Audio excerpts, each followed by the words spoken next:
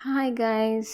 నేను మిరపకాయ బజ్జీ అయితే రెసిపీ ట్రై చేద్దాం అనుకుంటున్నాను. సో, ఫస్ట్ మనకు కావాల్సిన ఐటమ్స్ మిరపకాయలు, పొడి కారం, నెక్స్ట్ 1 టేబుల్ స్పూన్ వాము తీసుకోవాలి. 2 కలిపి మిక్స్ చేసి పెట్టుకోవాలన్నమాట. పొడి కారం అండ్ వాము 2 బాగా మిక్స్ చేసేసి పెట్టాలి. ఆ తర్వాత పెద్ద మిరపకాయలు అనేవి తీసుకోవాలన్నమాట. సైజ్ చిన్నవైతే మనకు కారం అనేది ఎక్కువ వచ్చేస్తుంది. సో, కట్ చేసి పక్కన పెట్టుకోవాలి. ఆ తర్వాత శనగపిండి, బేకింగ్ పౌడర్, సాల్ట్, నెక్స్ట్ కారం, పొడి కారం తీసుకోవాలి. తర్వాత ధనియాల పౌడర్, వాటర్ వేసి బాగా మిక్స్ చేసేసుకోవాలి. సో, నేనైతే ఫస్ట్ టైం ట్రై చేస్తున్నాను. వర్షం పడుతుందని చెప్పేసి నాకు మిరపకాయ బజ్జీలు అయితే తినాలనిపించింది అనమాట.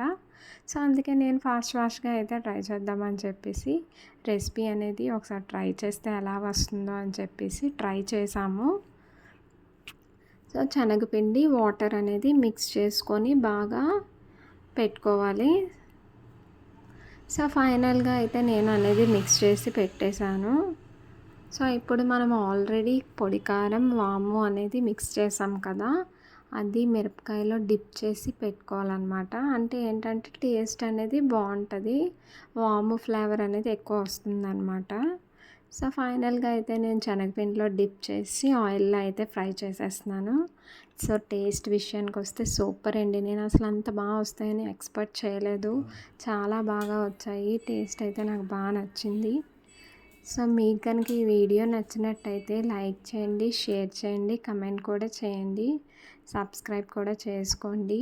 Bye friends.